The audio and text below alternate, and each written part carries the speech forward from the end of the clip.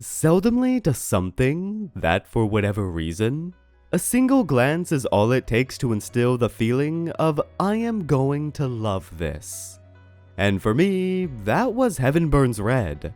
Maybe it was the tender music contrasting with the hopeful message of its trailers, the beautiful artwork with matching tones. Perhaps being a full-on game headed by Jun Maeda since Little Busters. However, it was not without a bit of skepticism at first. After all, I love Jun Maeda's work. He is a huge personal inspiration, so how their style would settle into a gacha format was a personal worry. Would any of the systems in place detract from true creative freedom? In the end though, all it took was that first hour to affirm all those worries unwarranted. Instead, this world set apart from the rest of his works could not be filled with more wonder, beauty, and of course, tears. Now, as I've caught up with Chapter 4 Part 1 and its interlude, I can say with certainty, this game is truly something special. And it all started simply with the title screen, a euphoric, light yet inspiring song that struck me in place. Before I knew it, I was engrossed in this world, and the characters living every moment like it's their last, for they may very well fail to see when the sun next rises. In the wake of an attack by the extraterrestrial cancer, humanity was left with a mere 8 million, now living across the sparse safe land in domes that could fall at any second.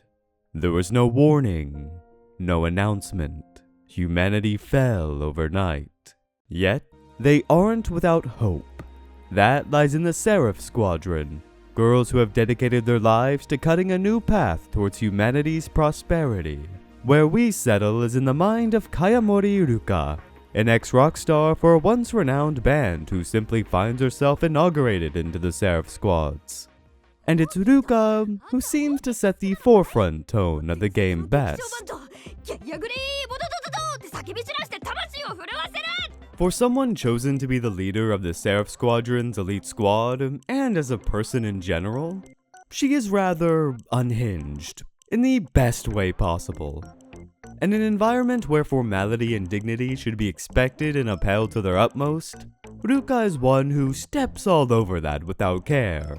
In fact, you can be the dial for just how out there she can be, turning any reply around with all sorts of non-sequiturs and nonsense while ignoring any and all social etiquette, because why not? While she is friendly to any and all she meets, her way of communication, especially with the more stoic cadets and officers, isn't the most appreciated. Taking training seriously? Speaking formally with the commanding officer? Not a chance. But spreading chaos amongst her squad by way of her antics? That's a different story. In an odd twist of fate though, it's exactly because of this, her free spirit in the face of everything, that bridges bonds to those she meets. She might bring about the mental decline of the genius hacker Yuki, or stir up a rivalry with the rough, talented psychic Megumi. But her nature also makes it easy to connect with others. After all, it's not like the lyrical fame she garnered in her past came from nothing. It's through her we become familiar with daily life on base, the squad she's been assigned to, and the friends she makes. In these times where humanity's encroaching an incline, where disaster can strike at any moment, a feeling of comfort takes hold. The soundtrack, the gentle palette in both the 2D art and 3D renderings gives a comfy, almost at-home vibe that manages to feel both mysterious and nostalgic. As you begin to familiarize yourself with the school grounds alongside your squad mates, see members from other squads with personalities as distinct as their design, a small, perhaps even unconscious link of camaraderie forms. While you may not yet, something as simple as walking to training establishes in each passing day that all these faces will become familiar. That this story is a lot larger than just Ruka and her group. It's not a story of a single girl, a family, or a group of friends, but of a whole community. The weight of the world might be on our protagonist's shoulders, but she's not the only one standing out on the front lines. instead of opting for the atmosphere to be one of despair or a pure valiant display of arms and courage, is one of sentimentalism. Whether it's in their grueling training, going through the painfully sleep-inducing dungeons, or operations in which they stake everything, Heaven Burns is filled with an overwhelming sense of vibrance and unity in a world draped in melancholy, fighting against forces that otherwise would be impossible if not for everyone's contributions until now. I truly believe the height of this complex thematic blend is best represented in the battle themes, exhilarating, suspenseful, and topped with a slight hint of desperation. Though the turn-based combat can become a bit uniform after you get the general flow, the music in tandem with the voice lines never fails to be so incredibly hype. Some tracks you might hear and think, oh, is this for some climactic final battle? And no, that is just a normal battle theme. The soundtrack is a non-stop rotation of masterful Maeda compositions right from the very beginning, all striking similar themes and tones, yet always evolving to hit you right in the feels listening back. Despite this new scenario in a world nearing an apocalypse and having to balance the more gamified elements, Heaven Burns really, truly carries the essence of Key's titles, taking its time before the mysterious investigations or climactic clashes to properly ease you into their lives and chemistry with laughs. With the banal, whether it's the start of a band to pass time and inspiration onto others, rivalries, competition, reflection, ample time is dedicated to settling you into the circumstances of all the eccentric personalities that pop up, whether through their collaboration with 31A or their own dedicated events. It's a glimpse into all the forms of genius that make the squadron what it is. Cadets proficient in battle strategy and swordsmanship, or music, art, and games. Sleep, even. The military doesn't seem to care much as long as a cadet can wield a seraphim. Must be a rarity for as immature or odd one's quirks or where their specialization lies. The commanding officers just have to put up with it. One would be sorely mistaken to think Kayamori is the odd one out here. To say the rest are stoic and uphold military values as their commanding officers would like could not be farther from a lie. 31A is a very loose cannon with all of its members. Of course, you got Ruka, but throw her in with Megumi, the no one would believe is a former ship captain, Tama, a supposed intel agent in Tsukasa, and the seemingly demure Karen who bursts out into bloodlust. And the only relatively normal one, the glue and ground for their absurdity, has her composure ripped straight out of her. Anytime you see them together, you can more than always expect pure chaos, yet also tender, fun get-togethers with whatever fun idea Ruka puts together in their off time. On the other hand, 31E is one of the most homey and comfortable dynamics to gaze upon. Comprised of the sextuplet Oshima sisters, the two events and even some of these socializations give a true family vibe one wouldn't expect from seeing them on their own. Ichiko, the oldest and leader of the group, continues to pile on stress and continues to give it her all if it means her sisters can live a better life. And all of them earnestly support each other as a family should, though as you should expect, not without an odd side to each of them. The ones who even come close to Tezuka's idea would be 30G, the only senior unit we have seen. But maybe it's just because their eccentricities are more so internal. Just a small glimpse into the various dynamics is why just because some stories may be optional, doesn't mean they should be tossed aside and forgotten.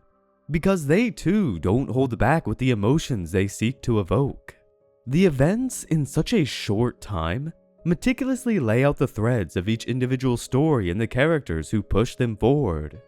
Each explored sweetly and succinctly with such emotional writing, I would be lying if I said most of these didn't either cause or bring me nearly to tears by their end. Characters you might not have even cared about as you went in, can grow into ones you can be proud of with the firm emotional and thematic foundation they set.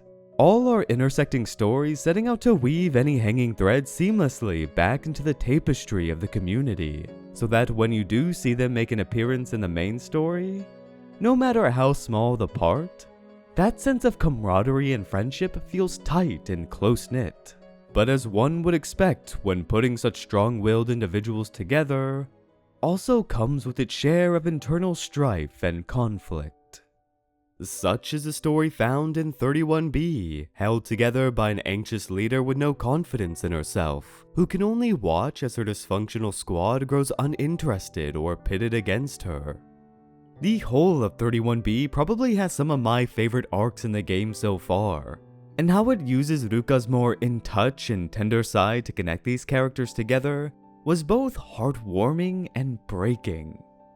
Despite being soldiers bearing the last of humanity's hopes with talents none can match, the plot never overshadows that these are ordinary people.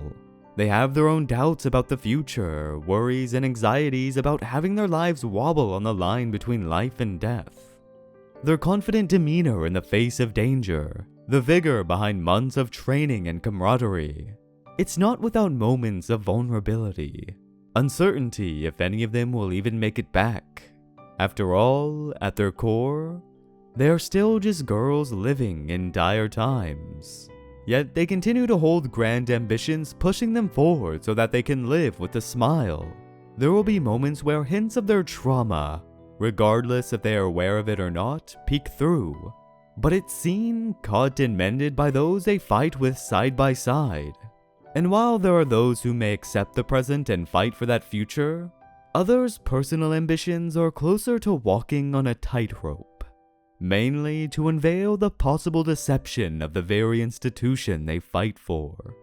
That's the funny thing about Heaven Burns. If you were to take a look at the web of character dynamics and any random clip of Tehepirinko, Pokam, or Oi, Tama, it really seems like a full-on comedy. The dialogue, personalities, and scenarios they get into is hilarious on all fronts.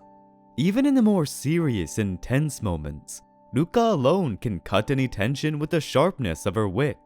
But with all these laughs, appreciation of the present moment, and hope for the future, it's easy to forget this is all but a thin layer atop a foundation of melancholy.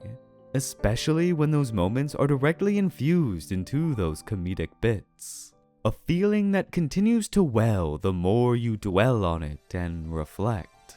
The possibility of death with every venture outside the base, which even inside a single glance upon the clock tower shows the remnants of humanity's prospects. The mortuary overlooking the sea.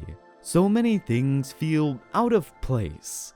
Leaps in logic, in memories, and odd circumstances regarding the military's actions. Even the Narbis, these friendly, blob-like creatures that simply came into existence at some point and now simply bounce around base, are a mystery. Yet, these more direct parts of the world are not the only outlet for this feeling of unease. There exists the Garden of Memories bearing a surreal look upon the base's grounds. Inside, ephemeral bubbles and the distorted figures of fellow cadets glitching in and out of memory. And if you are to restore any of them, 人類が勝利して戦いが終わっても、ルカ、私はいや、なんでもない。 even the relaxing home menu has an almost mystical atmosphere. Here, Ruka meets a fellow cat companion with a blank name in an abode overlooking the sea.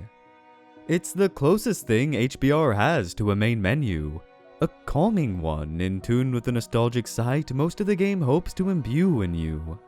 But if you are familiar with Key's main menus and their music, the name of the track Birthplace certainly rings a bit mysterious in this context, don't you think? What it could mean, I haven't a clue. Though there is almost always something going on with Key's menus, and as we go further, we shall see just what this cat here is hiding. However small, all these ideas make you think, and the more you do, the more you become aware of the broader curtain of depression that hangs over this world and the future that awaits our cherished characters.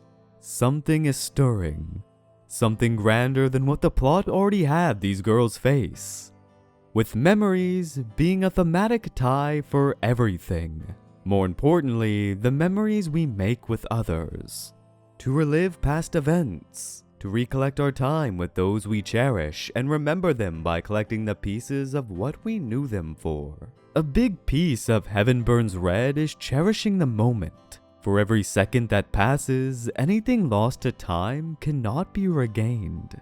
This meta gameplay sense also brings Ruka into question. If it means what I theorize, why is she the one re-experiencing and recollecting these things? For what purpose? Not to mention that very vague hook for the story's prologue. Less to say, in true Maeda fashion, with everything that has happened within these first 4 chapters, the high emotions, the close bonds, foreseen tragedy, if the story has already been this emotional, I am worried for what's to come. 'Cause if anything happens to these girls, well, I guess the tagline, "Embrace the ultimate sorrow," isn't for nothing. But that sorrow isn't the end-all be-all. Even when the harshness of this world rears its head, to say this sense of dread, of unknowing and despair overtakes the reins of our characters would be as far a lie as any. The two are of the same coin. Through the determination in their blade, the deftness in their shots or heart on their shield, the threats and mysteries that cause our beloved characters to hang on by a fragile rope are far outshone by their very drive to hang on with all the courage and liveliness in their spirit, to grow where they are lacking because they have each other. As grave the odds, the despair they face doesn't cause their spirit to wane, in fact, makes their endeavor shine all the brighter, to live each day with a smile, and that is something that takes immersing in the moment. Taking the time to know and understand those that surround us, because any moment could very well be the last we even can. Rich with characteristic writing, Heaven Burns Red is a beautiful passion project filled with the love of Ki and Maeda. If you are a fan of both, perhaps a bit skeptical on the gacha integration, I highly recommend giving it a chance, at least until the end of Chapter 2. It's rather hands-off when it comes to the grind, with lower difficulty options if you can't be bothered to do so at all. It's one I feel heavily respects time and resources. So easy is it to level up characters and have their levels and certain skills transfer between their different styles. Being an avid FGO player, having not only an auto button, but one that can grind while the game is closed is a feature I am eternally grateful for. Starting it, the strong thematic atmosphere and character chemistry absorbed me just like Little Busters did, and similarly caused me to lose track of time on many occasions. And when I hit the end of Chapter 4 Part 1, I didn't know what to do. It has continued to defy the turns I thought the story was willing to take, and for the better. So on that front, I'm really glad the schedule for the global server is sped up, because I couldn't stand having to wait a half year or so to see where this would go. More importantly though, I wish for nothing more than for this game to live on healthily until its willing conclusion. Because, perhaps, we may see the greatest heights in Ki and Maeda yet. No idea if that's a long shot or not, but from what I've played already, the potential is there. So the only thing we can do now is wait and hope. So with that, thank you very much for watching. I hope you enjoyed. Later.